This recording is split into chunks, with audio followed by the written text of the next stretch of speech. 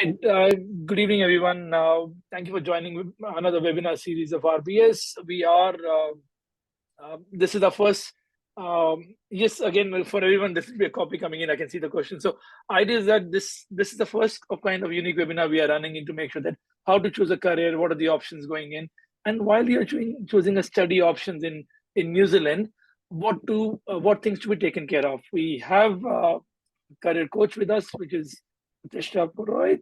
I'll leave it to Pratishtha to introduce herself and give a brief background in 30 seconds about you and your company. Oh, yeah, cool. So thank you, Bharat. And I was going to talk about it in detail when I introduce myself. But Eduventure NZ's purpose is to help international students, their partners, migrants and their partners integrate into the New Zealand workforce before and while they are on their journey to New Zealand. So I worked with more than 2,000 international students so far to get their first job. And I'll talk more about this when I come to my slide, but welcome on board. There's heaps you're going to learn today, and I hope you're paying attention. Yeah, thank you. Great. I'm thinking, thank you, Pratishtha. Welcome in. And just for me, guys, a lot of people know, but again, if don't know, I'm Bharat Chawla. I'm the director of RBS. We are into study recruitment, and we support students to get admission and visa support through our team members based out of in multiple countries. So going down before Pratishtha starts and go in, we do talk about New Zealand every time because we believe I think people should know where and what they're coming in to study in. So again, New Zealand is a pretty good excellent education system. All the universities are in top 500. There are around 5,500 courses across various institutions in New Zealand. So please, again, choosing one course because your friend is going there or your relative said that should not be the spirit of studying. There should be a proper understanding what is the job market, what to do, what's the outcome, and what is your actual goal. And that's how you choose the qualifications and what is your background you're planning. New Zealand is one of the safe and peaceful destination. We are always in the top 10 in terms of one of the safest country in the world. New Zealand allows work while you study, which means that you have in-study work right and you have post-study work right. You can work 20 hours per week while you're studying. You can work 40 hours or above while you are on a term break or a Christmas break or a school holidays. And at the same time, there are work options which range from 1 year to 3 years after you finish your course, depending on the qualification you're going in. And at the same time, we are a small country. The size is bigger than UK, but the population size is one-tenth of UK, if I say that. So we have a good bunch of 5.5, 6 million people, which are making sure that the destination becomes good for bringing up the family and look towards your future goals. Now, again, a lot of people know where in New Zealand, but just we always repeat that we are not part of Australia. We are on the eastern side of Australia. We are an island country, which means that we are not joined with any borders. We have 3 major islands, but then there are around 300 plus islands around it. North, South, and Stewart Island. There are 3 major islands. Now, most of the destinations which you see that are from South Asia, there is no direct flight to New Zealand, but it's indirect flight through Singapore, Malaysia, Hong Kong, or going through the other side with Dubai and Qatar. So guys, last slide of me, making sure that you understand what is New Zealand education system. We have a similar Commonwealth education system like British education system. We say same as postgraduate, master's, bachelor's degree, but we call them as levels. Primarily for students coming from overseas education, they will be seeing between level 4 to level 10, which is certificate, diplomas for 1 year and 2 years. Then we have graduate certificate, bachelor's, which is level 7, postgraduate diploma, postgraduate certificate, and honors degree is level 8, and level 9 is master's degree, and level 10 is the PhD or a doctoral degree. Now, students coming with their family, we recommend them to come with level 9 and level 10 qualifications, or they come with the green list qualifications. Now, I will talk about that later. If you have questions, please do mention about it. And I'll go to my slide where I can say, Pratishtha, over to you now. You are taking over your slides from here and you can share the screen. Is that okay? Okay. All right. Are you guys able to see full screen? Yep, cool. Okay. Thank you, Bharat. Thank you for starting, and welcome on this workshop. And this is a study and career in Aotearoa. I don't know if you know, if Aotearoa is a Maori name for New Zealand, which means the big, long white cloud, right? So New Zealand is also known as Aotearoa. So something that you should be knowing about if you're coming to New Zealand. And it's a very beautiful decision if you are planning to come to New Zealand. And I'll take you through my journey and how I bring these different perspectives to you, right? I've already asked you this question about what do you want to learn from today. I see two questions here. One is about offshore opportunities. I don't think that's possible at this stage. The only possible pathway for you is to come through a study pathway, or if you are on an acute skill shortage list, depending on what you're studying. So that's not a possibility. You will get a copy of you'll get a PowerPoint, sorry, you'll get the recording of this, probably, which will be active for the next 24 hours. So Gloria, yes, you can, but not the PowerPoint slides. All right. So who am I? I'm sure you must have read about the bio, who I am. So I'll also tell you the things that I haven't shared on the bio. So I came to New Zealand in 2012 as an international student myself. And what you don't know, or what no one knows, is that I failed in my bachelor's 3 years in a row. All right. So I was a dropout. I didn't, that I was lucky that I got into a master's program based on my work experience. So I've had heaps of corporate work experience in multinational companies. And based on that, I came to New Zealand. So I was studying my master's after a break, after at least 9 years of break. And I'm sure most of you are also embarking on that journey. You're studying after a break. So yes, very much possible and doable. And my first job in New Zealand, so I came from a retail background in India. So I have worked with luxury brands like High Design, Cartier, Versace. So I launched these brands in India, and last job was as a regional director. So I was managing entire Maharashtra region. Anyways, I came to New Zealand and changed my careers. I got my first job as a business tutor. All right. So I was teaching Maori and Pacifica students, that is the local people, which is called the Tangata Whenua of New Zealand. So I was teaching these young students how to enter the workforce.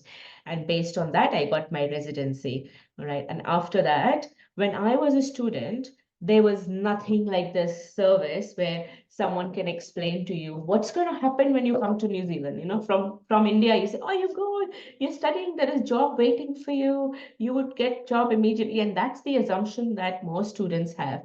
Obviously, you get your 10 years, 15 years of experience with you, and you think, oh, it's going to be easy. I'm a software engineer. I'm going to get job very easily, or I have so much work experience.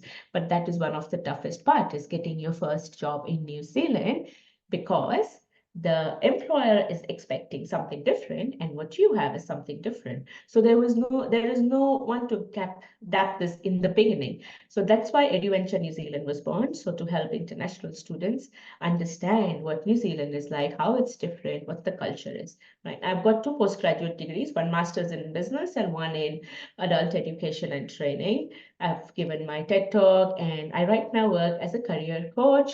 And I also work with the government sector. And I worked with Immigration New Zealand project for 7 years, which was again helping international students after they finished their studies to get their first job. All right. So I'm on the other end of the spectrum where you are. Once you finish your studies, that's where I come in the picture. I used to, but now I'm starting it earlier so that there is no damage control. We can start working from the day you decide to come to New Zealand, because your career starts from day one. All right. It's not that you finish your studies and get a job. That's not when your career starts. Your career actually starts when you decide to come here. So what are the steps you need to be there? And a lot of other things that I'm doing. Yeah, so you can read about that on LinkedIn. If you have LinkedIn, go and follow me. All right. Now, one thing, if you see this picture, what comes to mind? What is the first thing, or what is it that comes to your mind when you see this picture, when I say, who do you want to be? Would anyone like to share? Again, guys, you're welcome to add your comments on the Q&A box if you want to add, or again, if you want to, I think, or you can put the question on the chat box if you want to put it up. But again, if somebody want to raise hands and come in as a speaker kind of panelist, you're welcome into that too. But again, I think it's a webinar, so Pratishtha, we want to just make sure that we are kind of opening it up. Yeah. So I think the option is someone successful. Yeah, you have an option to share if you want to, but if you can't, that's fine. So what I'm trying to say here is, and I'm going to mix in a lot of personal experience plus a lot of experience having worked with 2,000 plus students, that why is this very, very important before you coming on to study, right? So in the beginning, Bharat said that when you study here, you get 20 hours of part-time work and then you can work full-time, which is amazing, which is the perfect way to concretize what you are learning. But what students normally do is, on top, if you see here, they come here and they think, all right, I'm in New Zealand, I'm going to start looking for jobs immediately. It's available. I'm going to start looking for jobs. And then what happens is the cycle continues. I want more money. I want to, start working more so I can pay a student loan. I can send my money back because I have spent so much money on studying. And then what happens is when your time comes to actually find a job, you do not have, you're kind of lost, all right? Now, that is one thing that students need to be very mindful of when they come here. On down, below what you see is time is precious. You are studying in New Zealand either after a break or you're studying in a different environment. So what I mean by that is if you're coming from different countries, for example, Middle East or India, the way we learn is a banking pedagogy. Pedagogy is the way we learn. So the way we learn in our countries is banking, which means the teacher talks and you listen, you memorize, and then you pass your exams. Wherein in New Zealand, the learning pedagogy or the teaching pedagogy is ACO pedagogy, wherein the teacher will ask you questions, you will answer, and you learn and share information simultaneously. As I said in the beginning, that you will have to participate, right? So that is a different way of learning, and it takes time. And then you have your academic writing, you have your referencing, you will have a APA referencing or Harvard referencing. Many of you are not aware of that when you start your assignments.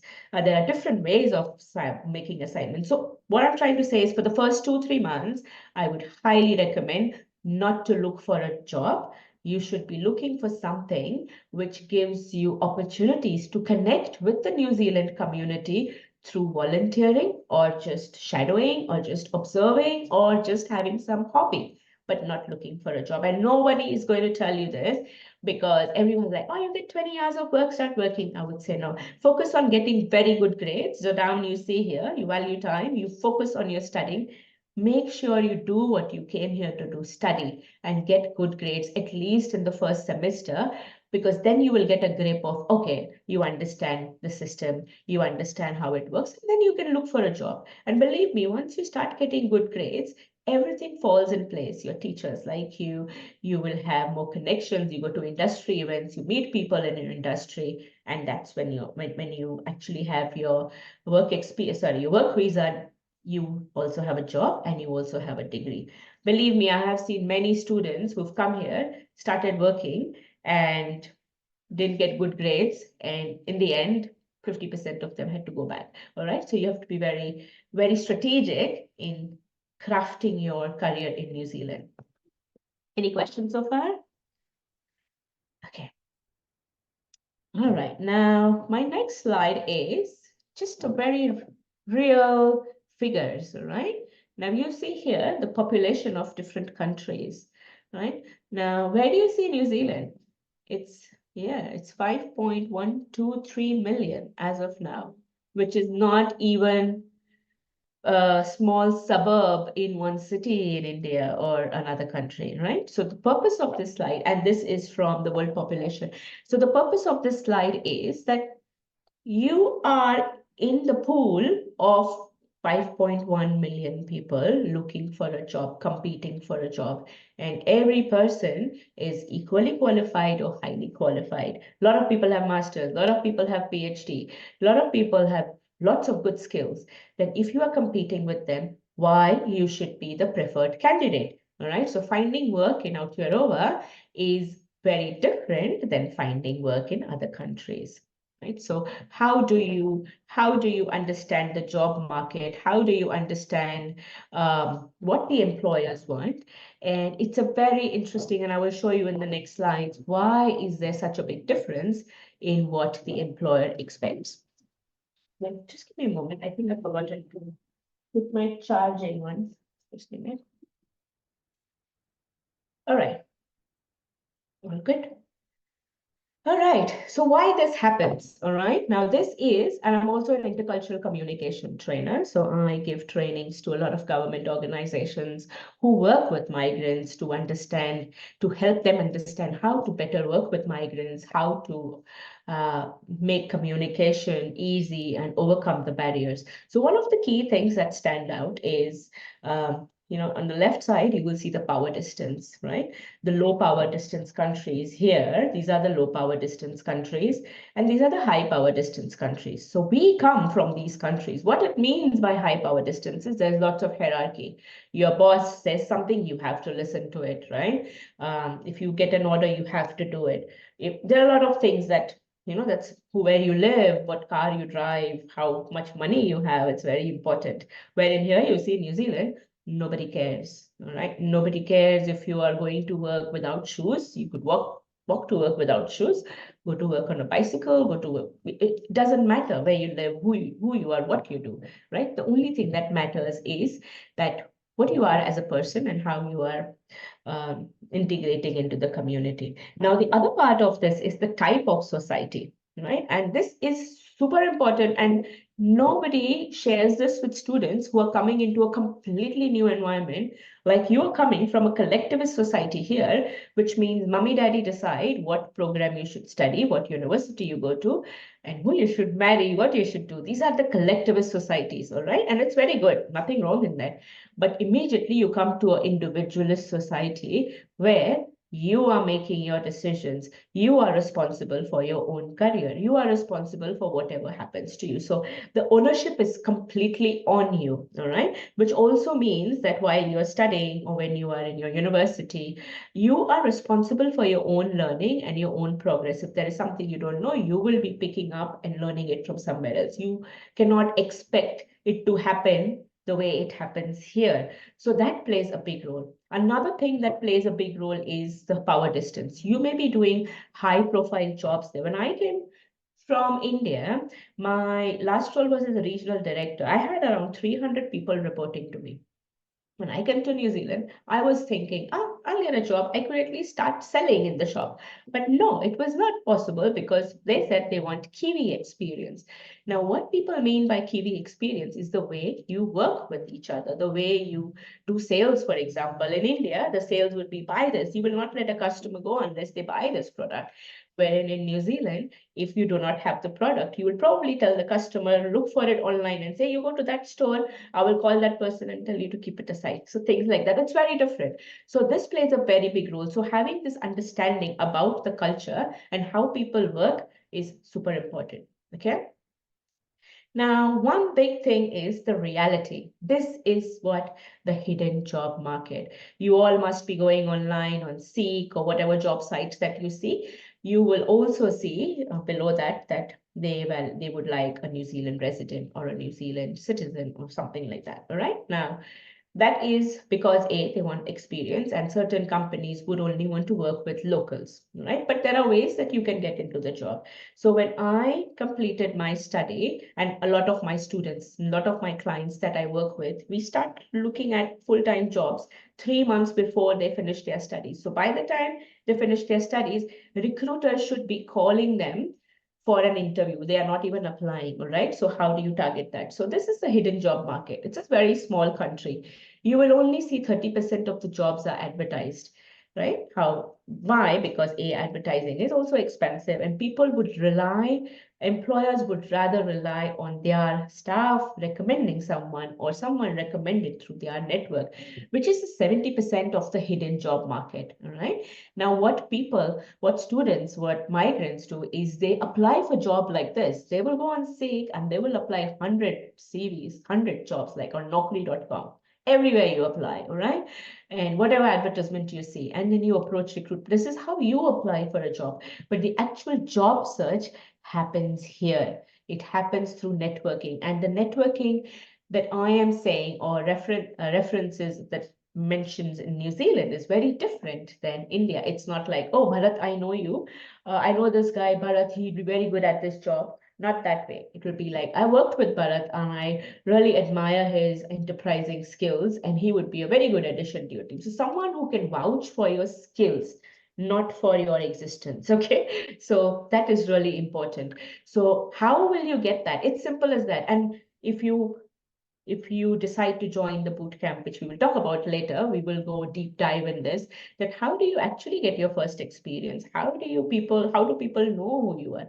Like when you are, for example, just think if you are a new product, like the best product in India, for example, let's say Amul ghee, okay? If you were to put that product in New Zealand, how would you sell it? Would you just put it in the market shelf and say new product and leave? Because then nobody's going to buy it because they don't know what it is, right? But if you make the product available, do some testing, talk about the product, promote it, be in places where people are eating healthy, and that way you will create your market.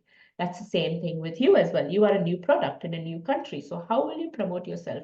How will someone know who you are, who Fatima is, or what is she good at, right? So this is the hidden job market. The process for employers here is first, they will look for referral or recommend, all right? I have got all my jobs so far through recommendations, all right? I have every job. Like recently, I quit my full-time job. And when I put up my post that my last day, I actually had 2 recruiters call me for saying, would you be interested in this role? And I was like, no, actually, I'm not looking for a job right now. And outside the market is like, oh, people are not getting jobs. But on the other hand, I'm seeing people connecting with me to get a job, creating a role for you. And I have 2 jobs that I worked in. Those roles did not exist. Those roles were created for me. So this is the hidden job market. So how do you take advantage of a small niche market and show that you are a perfect candidate for the role, all right? And yeah, shoulder tap means, yeah, when you're working somewhere, someone tells you, would you like to work with us? Yeah. Okay. Now, what actually the skills employers value? And this research is done by Victoria University and with more than 400 employers. And you will be surprised to know that employers do not value education as much as they value skills. What I mean by that is, for example, if you've done a master's in, say, business analysis, all right, and I am a student who probably dropped out but did a lot of work, and I'm very good with numbers, and I upskilled myself, and I learned a lot of Excels and BI, Power BI, and all those stuff on my own, no qualification, and I'm a very good team player. I love playing football, and I go out on weekends for treks, all right? And there is a master student who is a perfect fit for this role, has no hobbies, but yeah, very good experience. The job will be given to someone with the skills, not with the education, because the employer looks at these skills. They want to hire these skills. And one very interesting thing is, how we have our CVs in India. I remember everyone used to copy paste the last sentence, interests and hobbies, reading, writing, and dancing, or reading, writing, and listening to music, all right? So that is your key indicator for employer. When they're looking at your CV, they first look at your skills, then they look at your interests and hobbies. And how if these 2 things connect with them, that's when you get the interview call. In between, whatever is all just, yeah. Because an employer spends only 6 seconds on reading your CV. So imagine if you have a 2-page CV, and please, guys, never have a CV more than 2 pages. I see 9 pages and 10 pages. Oh my God, I know you guys are amazing, but 2 pages is the maximum. Think if someone is printing your first page, and and the printer stops working, and if they still want to print your second page, is your CV that interesting? If it is not, then change it. All right. So these are the 10 key things that employers are looking for in a candidate, no matter what role you are, no matter which designation, what profile you're applying for. They do want someone who is a problem solver, not someone who is complaining, but someone who finds a solution and solves the problem. And because in New Zealand, you will see that one person is multitasking, right? Like just a small example, if I do a lot of face-to-face workshops when I was working with immigration, where I was working with a lot of students, like 20 students coming. If I would do the same workshop in India, I would have Munna Bhai organize the table for me, someone do the printouts for me and everything. But here I have to organize the table, keep the food, get the water, clean after everyone knows. So you are responsible for everything. So how good are you at self-management? How good are you with initiative and enterprise and thinking of it as your own setup or a business and working? So that is really important. And we really excelled in that because we have a very strong work ethic, right? So it's a matter of how you showcase to the employers. Okay. I see a question here. Let me see. Intellectual, if I go for I think that will be about the job market. I think, Pratishtha, I will talk, we can yeah, take the questions here later. yeah, I will go to the question later. All right, so these are the skills. So in what I'm trying to say you is when you are making your, when you're waiting for your visa, when you're coming to study here, work on these 10 skills. If you have a LinkedIn profile, focus on showcasing how you are so good at this 10 skills. So for example, maybe you're coming for a March intake, or sorry, a July intake. You have 3 months. You have the time to actually go to all your ex-colleagues and employers and say, hey, can you give me a recommendation for my problem-solving skills? Or let me think of ways I have used my communication skills and my project management, all right? So these are the things you can collect while you're waiting for your visa. So that when you come here, you have all this ready and you can focus on your studies, right? And yeah. All right. So how do you unlock strategy? And this is just one of the slides from the advanced boot camp that I will be talking about.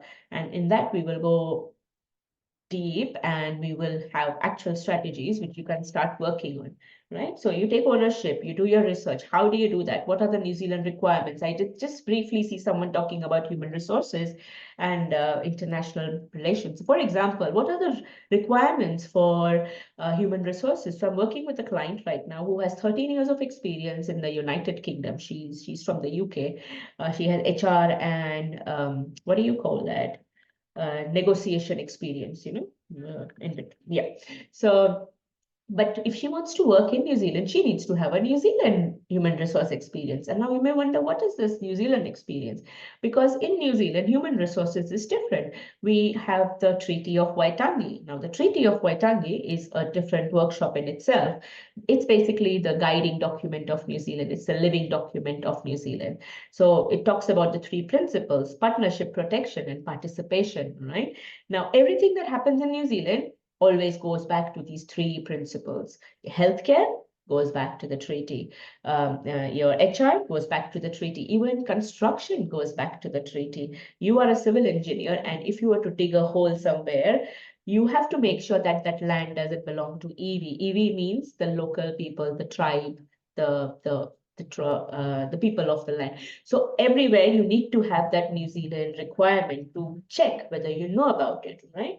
So you will only know that when you join professional bodies. So making sure that you are connected with the right professional body is very important.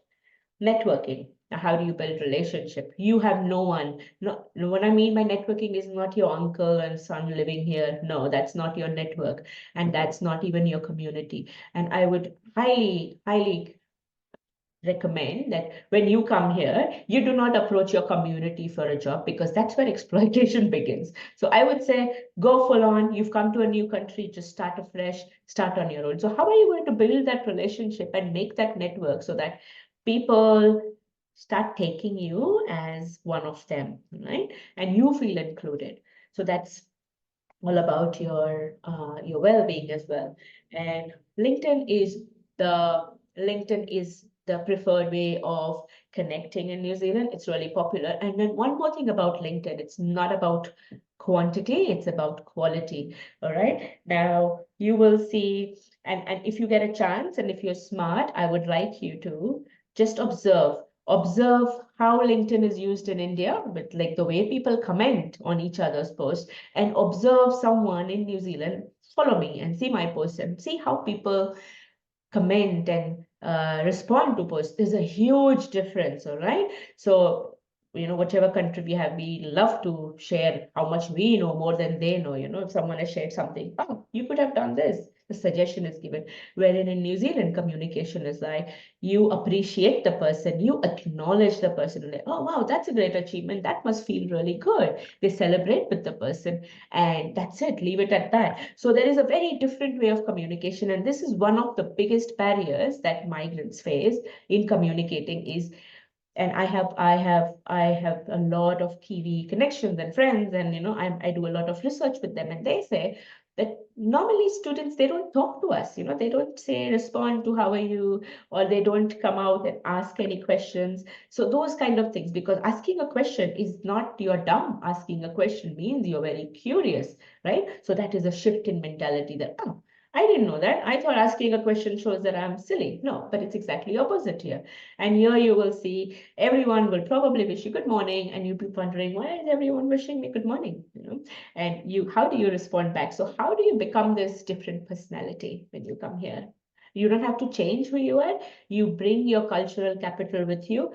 I love my culture. Like, I go to the temple, I have my community friends, but when it comes to work, I also make sure, and also all my clients, I have clients from all nationalities, you say China, Vietnam, I'm working with the Russian, Ukrainian. It's all about how you try to work as one rather than saying, oh, sticking to nationality. And one more thing, guys, when you come here, don't make your little pods. Indian society, be in the Sri Lankan community. Go out there and connect with the local people, because that is where you will be able to polish your English, and also understand the accent of people, so that you don't jump from studying to work and you don't know what's happening. What I mean by informational interviews is, again, not being too pushy, and people who are in your ideal or dream job or dream where you would like to be, connecting with them and learning from them and listening. One skill that, again, this is a part of the communication workshop, listening. We lack listening. We know everything. Someone says something, you have 10 examples of how it was in India or how it was. So we lack listening. So listening skill will be your key indicator of succeeding. All right. And then how do you make your overseas experience count? Like, I see CVs, I change CVs, and I'm like, I achieved 300% high sales. Now, that is not valued here. If what is valued is that you worked along with your team, you built a strong team, and you came up with innovative ways to achieve 300% as a team. All right. Now, that is how you showcase. So instead of saying what you're doing, you are showing how you did what you did. So that is the way you show your overseas experience and make it count.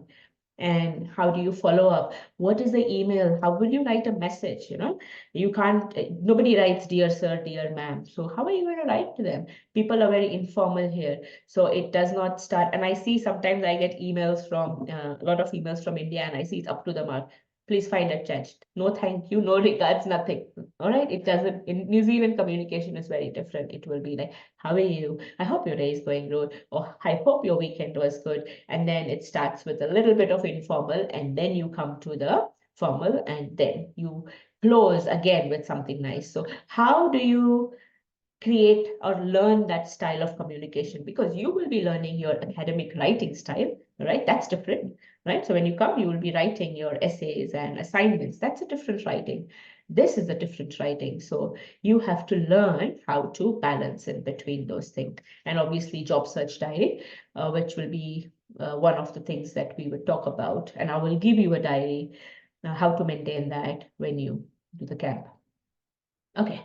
A quick one on what New Zealand likes to work. Less hierarchy. Managers are open to questions and suggestions. No support, few support staff. And people love to work, but they also love to have fun. So if you think that you're going to sit in the office at 6 till 6:30, and if you expect your manager to give you a promotion and feel like, oh my God, he's working so hard, you are doing exactly the opposite of that. All right. Because if you do not value family, you're not a good employee. So there has to be a good balance between your family and your work life. And you are supposed to draw the boundaries and set your boundaries, but you're also expected to be social, right? Now, one big thing about students is the WhatsApp video calling with family, and the Netflix is not going to take you anywhere when you come here, right? So tell yourself, and that is also the reason why New Zealand immigration asks you to show 20,000 towards your living expense. It is because they do not want you to come and start immediately looking for a job. They want you to learn. Have you seen what is Education New Zealand's tagline? Does anyone remember what it is? Yeah, it's think new, Think right? new. Think new. So you think new. You have to be new. You have to think new. If you're coming with the same baggage from wherever you are going to do disaster. So you have to think new, learn ways, set boundaries, and hobbies. If you do not have hobbies outside of TV or phone, you are not going to be very successful, right? So have hobbies. It could be anything. There are heaps of hobbies, and most of them are free. Everything is free. People go for treks or walks or a lot of things. So I have a few hobbies. I didn't have any hobbies because when I was in India, I would travel for 2 hours going to office and come to office. So there is no time for hobbies. All I wanted to do is eat and sleep. But you do have the time because the work-life balance is good. So I have hobbies like I do carpentry, I do welding, very different, very weird hobbies. I want to do something which is not on the computer. So I do a lot of hands-on activities. I do a lot of camping and trekking and everything which is outdoor. And it is because of that that I feel included in the conversations in office setups and corporate world, that they feel like, oh, I'm not, when I talk to my other community friends, and they're like, what did you do on the weekend? No, nothing, I was just at home. And that the conversation ends, right? But if you are having hobbies, you can talk about that. So just one of the things.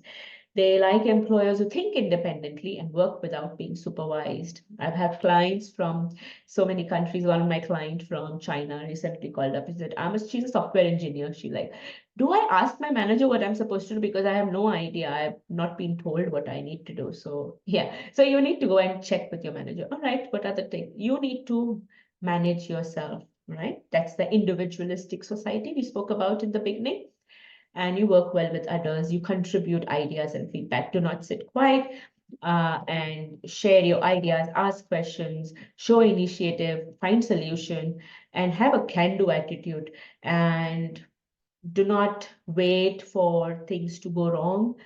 If someone tells you do this work, or if you're not able, if for example your teacher, you have an assignment, and your assignment to critically analyze a particular thing, if you have not understood what does critical analyzing mean, then please go ahead and ask the teacher, can you please explain to me what does it look like?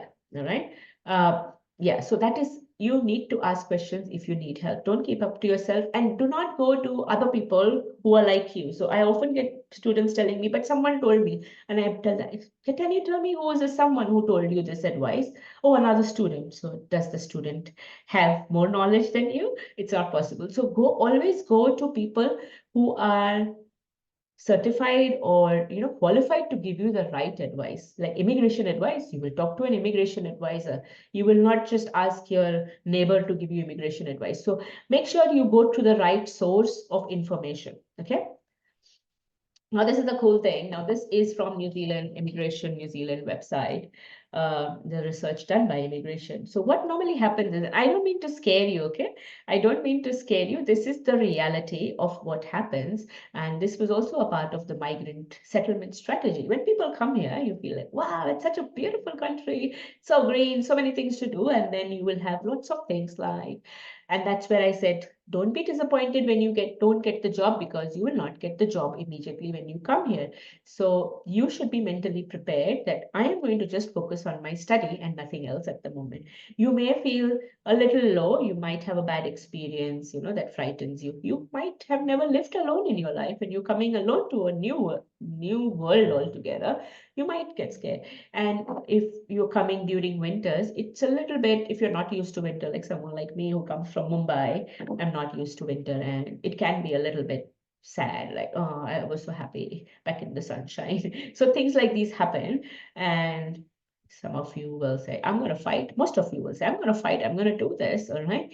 And then you start integrating. But you can avoid all of this and consistently have positive and growth mindset while you are here, so you make the most of your journey. And I would also ask you to do one homework. All of you who have written a statement of purpose, all right, to your study provider. If you have not written it, then please don't come here, because you're going to be struggling if you ask other people to do your work for you, right? But if you have written your statement of purpose, I want you to laminate it and bring it with you, because you tend to forget why you came to New Zealand. Once you come here, you just become crazy about earning money, and you just forget enjoying life. I've met students who've been here for 3 years but not been to the river, which is 10 minutes away. All right. So I want you to print out, because all of you have written broaden my horizons and explore the New Zealand beautiful life. I'm 100% sure you all have written that. Okay. So print that out and see it why you came here. That's going to be very helpful. Now, this is reality testing. And as I've said, I've worked with more than 2,000 students who have finished their study, right? So I worked on the other end. And what came out was, and we asked this question, what would you have liked to know before coming to New Zealand? And everyone said, I wish someone would have told me how to get a first job, because that is the most difficult thing. Because for the first job, you are asked, you don't have any experience, but you're like, how will you get an experience if you don't get your first job, right? So there is a catch-22, and how do you do that? And I am not trying to scare you or anything. I'm trying to educate you. And this is the first time I am collaborating with agent and an advisor from offshore, because I am a strong believer that every agent should be doing this. And I'm very grateful to Bharat that he has taken the initiative. RBS has taken the initiative to do this. This is an excellent thing for every student to know what you're getting into, all right? And what you should be doing to be more prepared. So this is what people say, how to get your first job. Any questions so far before I move to the slide? That's a very common question. Will come even after this slide also. Okay. Okay, what are the Yeah. HR or international business and job market. So first of all, I want you to think reverse, right? Now, again, thinking from collectivist society to individualist, not what is the potential if I study here. First, ask yourself, why I want to study this. The job is secondary. No matter what you study, if you're doing it with your passion, even if you do photography, you will get your residency. All right. If you're doing it with passion. So don't go like a donkey because uncle's son did masters in business with HR, I will also do it. If you're bad at it, you're going to be bad at it. You're not going to get a job, all right? I've seen a lot of people go back because they don't get that first job. And whatever you see about green list of occupation, the whole world will change. It's you inside who has to decide, who do I want to be? Do I like being human resources? Do I like working with people? Do I like helping people? Ask yourself these strong questions. If the answer is yes, then do that. But make sure that you make a career decision based on what you like, not because there is an opportunity. Because even if you do software engineering, I'm saying you would get a job of 150K. But if you are a bad software engineer because you don't like it, because daddy told you to be it, then you're not. I've worked with students who are like 35, 40. And as a career practitioner, let me tell you what happens is we go through stages in our life. The first 14 to 17-year-old, we are in the exploration stage. We want to see what it's like. Oh, I would love to be a cop. Oh, I would like to be this. You explore. And then you test and trial and see what works for you. By the age of 25, you kind of figure out what you want to do. And then you put your energy into maybe studying something more about it, and then you would decide probably not for me, change something. And then by the age of 35 is again you go back to the exploration stage of 17-year-old. So there are things that you may have never thought. Like I've worked with clients who are engineers, all right, and I asked them the question once they finished the study, the job's not happening. I said, what do you want to do? So I never wanted to be an engineer. My dad wanted me to be an engineer. So I'm an engineer. But then what do you want to do now, right? Because in New Zealand, you can be anything you want to be. Nobody knows you, and you can study. Studying is going to be a very rewarding thing for you in New Zealand, because you will be learning in a very different way. You will be challenged to think differently from the way you used to think, or from where you are used to thinking. So that's a very big learning for you. So you can actually be creative. So go online and look for options and find something that matches and connects with your heart. All right. So yeah, HR, very good. And not such a big prospect. Just because you're doing masters, it's not going to help. You need to understand. Look, follow HRINZ, Human Resources in New Zealand, and see the different. Then you might have to learn employment laws. You have to understand every employment law to be in the human resources. International business, on the other hand, is a very different thing. So if you are stuck between these two, that means you are not sure what you want to do in your career, right? So be specific what you want to do, right? Cool. Yeah. Any questions? No? All right. So all that I've explained to you is one workshop, one boot camp will cover most of this. So I am going to cover this. This is the first time I am offering this to offshore students. I normally offer to onshore students.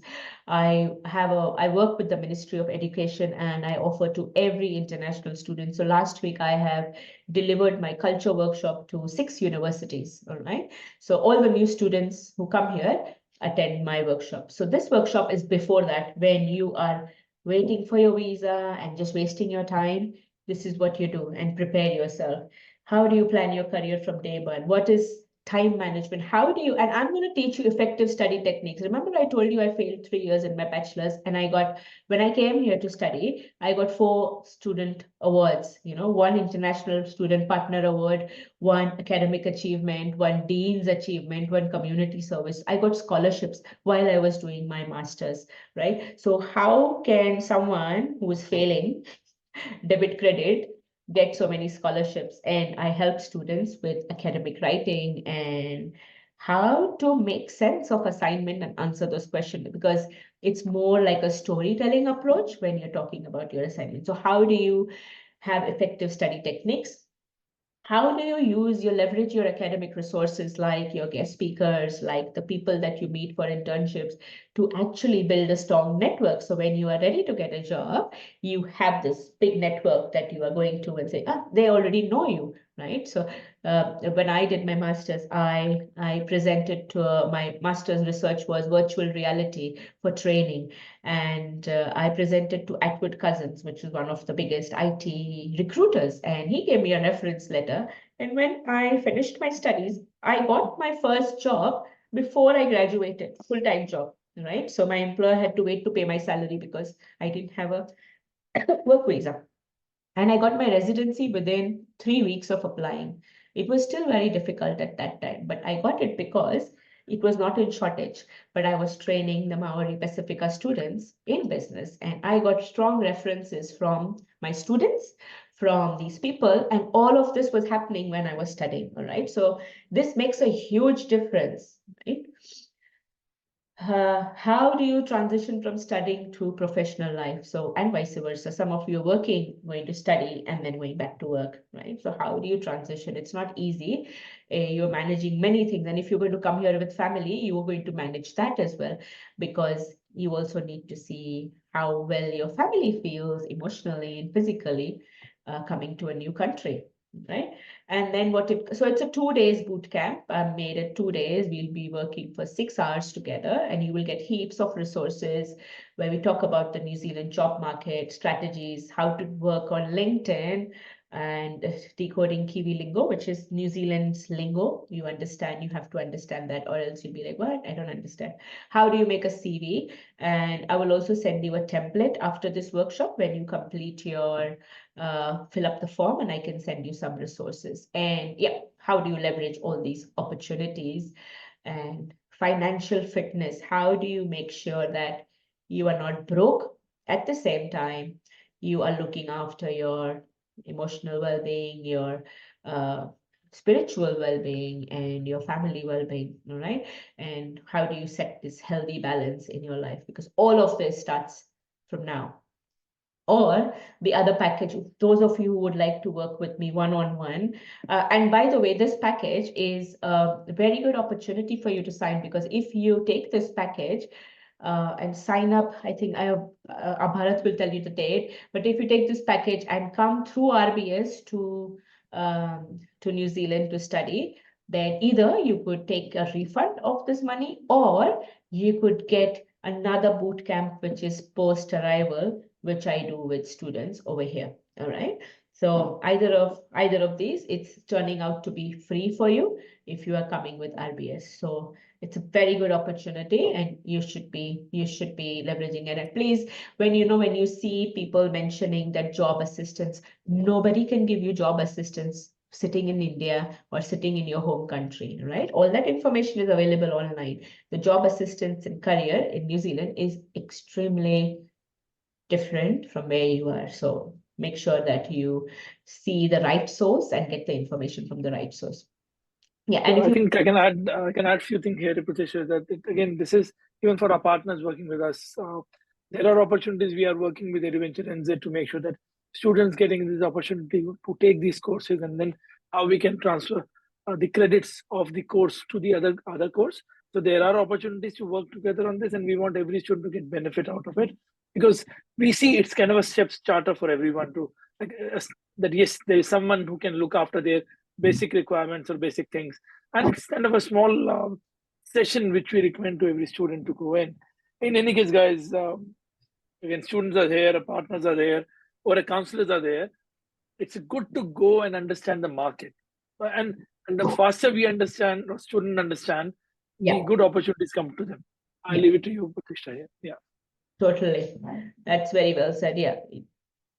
Yeah, so that is how it works, and completely up to you guys. But a great decision to come to New Zealand. Your life will change. It's beautiful if you're coming here with family, even more beautiful. You might even get bored of each other because you will spend so much time with each other, and which is a good thing, which is a good thing because we are not used to it. So very good for your children if you have kids. And yeah, just a life-changing opportunity. I came here because I had a head injury. So before I came here, I met with an accident in India, and I lost my sense of smell, taste, and listening. So I was deaf for 9 years. I was wearing hearing aids. And I'm so glad I came to New Zealand because I felt more accepted here than I felt back in my home country. I felt more valued and respected and accepted. So it is just a beautiful experience. The people are amazing. And yeah. So yeah, if you want to work with me one-on-one, where you get everything, your CV is made, your LinkedIn profile is made, you get a proper strategy on LinkedIn till the time you get your residency, you can be a part of Eduventure NZ. And I also have a community of 800 plus migrants on LinkedIn, and who have promised when they join that when the turn comes, they will be helping other migrants to get their first break. So yeah, you also join that community. And that is if you wish to work one-on-one, right? And yeah, and you can scan this code. All of you, I think all of you are very tech savvy. Just scan this code or reach out to me or send an email to RBS and we will connect. These are my students. If you see this, software engineer right now working for Fujitsu, almost applied for his citizenship, I think. He is from Sri Lanka. She is a chemical process engineer. She's a HR head right now from Sri Lanka, and I forgot his industry. So yeah, these are all students who have worked with me. So Oh, I think, yeah, I can add that, guys, you're welcome to ask questions here, because, see, you are welcome to stop the sharing. I can share one of the things for yeah, everyone joining in. yeah. I'm Uh, not seeing any questions, so yeah. yeah. You can, guys, you can ask question or anything you can put in. We'll cover one more slide to make sure that what are the few posted options, and by the time you can ask question for Pratishtha. Ideal situation is that a lot of people will go through this service, because one, certain services are coming through the university, certain services are coming through, again, you will pay for it through your kind of finding a job, or you may try to get use of your friends or other people.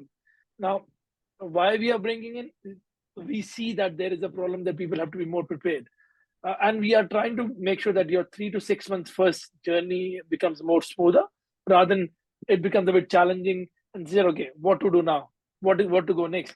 See, getting a job is one thing. Getting a right job towards your right outcome, to your course outcome, should be important. That's what we recommended. I think for a lot of students too, we want to see that, okay, what are the options they have and what are the opportunities they have. Please look into it. You will be getting emails from us about this opportunity with this scan code, and at the same time, we are trying that within a week. If you can make the decision around that, it will be helpful because we can plan the cohorts accordingly. Pratishtha does these workshops on a monthly basis, and I know there are packed workshops. Just to give you a heads up, and it's actually it helps a lot for students. Now I'll go back to a slide, and as we do that, a lot of students who are first time, they need to see that, okay, what are the post-study work visa opportunities in New Zealand. And again, guys, if you have any questions, please put it down.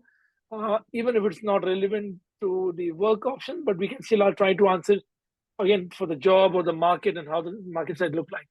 Now, a student coming to New Zealand, there are multiple type of post-study work options.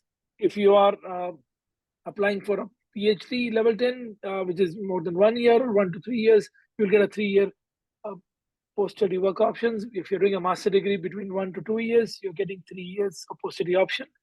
PG diploma, post-study work visa, we say that PG diploma, 1 year postgraduate diploma, which is level 8, you will get a 1 year post-study work options. You can't bring your partner or spouse in that till then the course is not in a green list, to remember that. Bachelor's degree, if you're doing 1 year bachelor's, it's a 1 year post-study option, post-study work visa. For 2 years bachelor's, 2 years, that's relevant to the duration of the qualification. And again, if you are doing a non-degree qualification, which is level 5, 6, 7, they should be in the green list if you are looking for a post-study work visa option. If you're doing hospitality, culinary, or doing others, you can't get a post-study option, post-study work visa, but then you can still go toward the pathway qualifications. Now, these are a few things, but again, we're happy to answer more. We got some, one question came from Anil, planning for psychology graduation courses, it's a wise to spend money or do we have a career opportunity? Now, I'm happy to answer. If Pratishtha, you want to go first, you're welcome to answer. Yeah, I'm just actually sharing a link as well as we speak. Great. So, see, again, Anil, the psychology or clinical psychologist, they are actually technically in the demand list or green list. But again, there are certain courses which are getting you to become a qualified clinical psychologist. I think the courses at University of Waikato, Victoria University, Wellington, Canterbury, Otago, or Uni Auckland. But again, we recommend better see the courses. We can send the links. Currently, we have few psychologists pursuing their options for New Zealand in the batch of July and one in February. You're welcome to send a CV to us. We can recommend. But what Pratishtha has done, she has some link. Is that correct? Or you sent to her directly? Yeah. All right. Now, psychology also depends on what is it that you want to do. You want to do clinical psychology, or there are different fields of psychology. And I'm going to share this screen here. Can I share my screen? Sure. I'll stop sharing. So, right, for example, now this is does not mean for you, but yeah, this is, for example, if I put psychology, this is the Careers New Zealand website, okay? Now, what are the chances of people, again, as I said, what you want to behavioral science, clinical psychology. For behavioral science, 74% employment rate, right? This is what it tells you. And yeah, so look for information on Careers New Zealand, but again, it depends on what is your passion and how are you able to share that passion with your education provider and after completing your study. Right? So that is important. So career opportunities are there. There are psychologists needed, but is it something that you're interested in? That is important. I can't hear you. Yeah, great. I think thank you, Pratishtha, on that. There's another question from anonymous attendee. What if I don't have a valid bachelor's and drop out having around 66 of experience? Then will I have to apply and study for 3 years bachelor's or can join master's? Now, Pratishtha, I'm happy to answer this question if you wanted. Otherwise, you are welcome to answer. I can answer this question. Go for it. All right. So if you do not have a valid bachelor's, if you've dropped out, but if you have worked in that space or you have work experience, which you say you do have, then you should be able to apply for a master's degree. And if you're able to prove, and I'm sure RBS will help you finding the perfect course for you, which can let you do that. You can also do masters by research in some instances where you can work full-time while you're studying, right? So there are different options available, but what field have you chosen to be in, and what field experience do you have? That is really important. How well you articulate that in your statement of intent will be the key factor to be decided. Sure, and I can add to that is that again, if you don't get indirect masters, there's the option of graduate certificates and graduate diploma. We call a pre-masters program. We have seen students getting on the basis of graduate entry, which we call as a student who have no bachelor's but have their experience. Again, it's good to recommend to send your CV and academics so that we can check with institutions. That is a much better. Again, I will. Good to recommend after then we see the documentation. Yeah. And you're welcome to email us on maybe. Now we have Chanaka from Chanaka, I believe, from Sri Lanka or South India. How is the PhD option work and the cost? And is there a DBA option to join existing courses? Now, I have the answer. Again, Pratishtha, if you want me to try, I'm happy to go in that. And you're welcome to jump in. I know you have a lot more knowledge and experience, but happy to answer you. Again, if you want to go, you can go first. Go for it. Yeah. So Chanaka, the PhD, the good part is New Zealand PhD is offered at the same price as what is offered to domestic. The cost of PhD in New Zealand is $8,000 to $10,000 per annum. The offer letter takes time, so you have to choose a supervisor or a mentor properly through university research links. There are 8 universities in New Zealand, and most of them offer research programs. There are DBA options, but DBA are some of the DBAs or masters by research or MPhil may not be domestic fees. They'll be charged at a full fees, which is between $30,000 to $50,000, depending on which institution you're applying in. PhD is, I recommend it's a good option if you are eligible, because again, you get the points which are needed for a residence pathway. You get 6 points, and at the same time, it's the family visa. You can work full time while you are doing a PhD. What do you, Pratishtha, you want to add to this? I know. I think it's a great for PhD. It's really good. You could also apply for a stipend. You could get up to $73,000 a stipend if your research is matching with the research that the university has got funding for. So a lot of funding goes to universities for research. So if your research topic, like I'm working with someone right now who's from Sri Lanka and working on mussel farming, and there is a lot of research going on in mussel farming by University of Waikato. So it depends. You could actually get a stipend of $73,000 divided over 3 years, which is equivalent to part-time study. So it's the way of saying that you focus on studies, this is the money you're getting. So there are opportunities to get that as well. How well do you put in your proposal and match? So that is a very good way of understanding university funding. So there are lots of things that go in place. Yeah. And Chanaka, at the same time, you're allowed to work full time while you're doing a PhD. So that becomes much easier.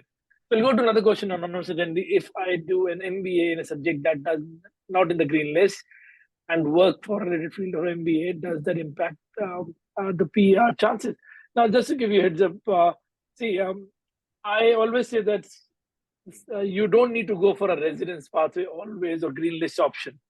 Every course, if you can get a full-time job, there are opportunities to become and follow the residence pathway. So this is a very clear suggestion that if you, like what Pratishtha said also, if you are good in that area or that particular subject, please follow that, because if you are good, you are bound to get a job. That's a very simple, I say to everyone. If you're not good, even you go in a green list course doesn't mean that you will get a job. Is that correct? Yeah. True. No, I'll show you something at the residence pathway while you're talking about this, because a lot of people don't know that the new residence pathway policy of New Zealand is aligned to the qualification also. So I'll just share my slides again, which might give you a bit more ideal kind of scenario that, okay, what does it look like? Just give me a minute. Few minutes, and I'll be just skipping it. I have another question. Should I look at that? I think you are welcome to look, but this is a slide. So this is for everyone, guys. This is on the immigration website. So it is not. I'm not a I'm not an advisor, but this is an immigration website. But we have a team of a good licensed immigration advisor to support you guys. So anybody who's doing a master's in any area, you get 5 points for your residence pathway or under skilled migrant category. You need 6 points for applying residency in New Zealand after the October 2023 policy change. Now you get a 3-year post-study work visa. If you work in a skilled area for 1 year, which is in various tiers of levels and get more than median wage, you can apply for your residence pathway because you get a 1 point extra for 1 year of working, which means that if you reach a 6 point, you can apply for residency, but you need a job. Everyone, guys, you need a job before you go to the further direction. So happy to go to the, again, Pratishtha, next question, if you're okay. Yeah. Oh, yeah. That 1 point is important, guys. Yeah, for the job. That 1 point can make you struggle for months. All right. So, yeah, but then and this is what this whole session was organized, that getting first part-time, first full-time job is a bit challenge because you need to showcase yourself in the best possible way, or you should be having best foot forward. Yeah. Okay. Yeah. We have option of from Nepal. So how does having a master's degree in teaching and learning, ECA primary or secondary, enhance my employment prospect? So again, Pratishtha, over to you. You know it better also, and I know the answer too. All right, I'll just quickly say about this. All right, so your degree in master, like whatever you're studying. So if you are already in early childhood and teaching, then you can apply for that Bharat will tell you about that, but make sure you're understanding the New Zealand education system, the TEFRAK framework, which is the primary and secondary framework. In that you have to showcase that you do have experience of professional development. You consistently showing that you are learning on the go, which is also very important. So yeah, based on that, Bharat, what do you have to say about? Sure, I can add that is that Sushma, I believe you're doing the course at Junior Waikato or AUT. Now, ECE, primary, secondary, all three are under a green list. But or even without a green list, there from last, if I say 15, 20 years, which I'm seeing, the teaching is a lot of shortage in New Zealand too, always, because it's a career, people change and they move to Australia also. And again, when the green list, as the policy says, teachers have to work for 2 years to apply for their work to residence pathway. So you get actually multiple options. You go into SMC category, or you can go through the green list pathway also, which means that if you work in as a teacher, and you have to work as a teacher after studying Masters of Teaching and Learning Development, you work for 2 years, you can apply for residence pathway. Now, employment prospects, you can go to Education Gazette, which provides you all the jobs available in New Zealand at various levels. Now, primary, secondary, I think you make sure that you choose the right course. Every master's degree may not be eligible for becoming a registered teacher. Yeah. So your course qualification should be good enough to make sure that they are recognized by Teaching NZ, who actually end of the day recognizes you to become a registered teacher. So that's my study to you will be. Anything I can Pratishtha on this, or are you okay with that? I think that's perfect. That's what it does. You need to have that. The question is that I don't have bachelor's at 37 years. You are. Can I apply for? Yeah. I didn't get my master's admission based on my bachelor's. I got pass with extra marks. I got based on my work experience. So yeah, totally. You can. So again, there are opportunities. I'll recommend, please email us. If you can email us, we can send you the more details. Just to update for people who are applying, there is the age where people can apply for residency max is 55. So if you're looking for a pathway towards residence, you need to just follow the channel that you do right qualification, you go for a job. And if you have a right job, what I believe, job should be very important compared to, and if the job is not there, that becomes a challenge for your pathways, But again, for studies, with on experience, you can again go for a graduate diploma, graduate certificate leading to master's, or a little postgraduate diploma options. We have another question: does doing an MBA in a university have the same value doing an academy or institution? Now, Pratishtha, I have the answer again. I will give it to opportunity to you again. It is the same value. As I said, your skills, who you are as a person, is more important, what you bring and how you showcase that. Then no matter where you studied from, Harvard University, Oxford University, if you're not good working with people and those 10 skills, it doesn't matter. Okay? Yeah. The only difference, if your mindset difference is that it's a ranking, it's Yes. infrastructure. That's the difference will come in the picture. Now, we always depend. If you universities do offer a high infrastructure, there are opportunities of networking, but it doesn't mean that academy or institution don't have those opportunities. So it's again, I'll always say, if you can afford, if you have the financial capability, you can choose for the higher level institution. If you have a lower financial, we have the other options. I think again, I don't discriminate any on the institutions here. Coming on to Chanaka, another question. Thank you. I have 2 masters, one from Cardiff University and MSc from Varanasi University. So again, Chanaka, you are welcome to see the options.